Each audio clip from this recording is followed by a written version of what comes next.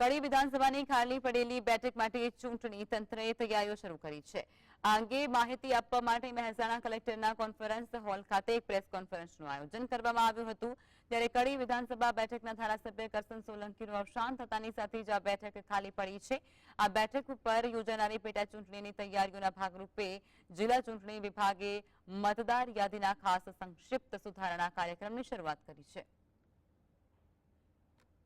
ચૂંટણી પંચની સૂચના મુજબ આપણે પૂર્વ તૈયારી શું કરી ચૂંટણીની તારીખો તો હજી આગામી સમયમાં જાહેર થશે, પણ પૂર્વ તૈયારીમાં આપણે તંત્રએ શું કામગીરી કરી છે એને લોકો સુધી જાણકારી મળે।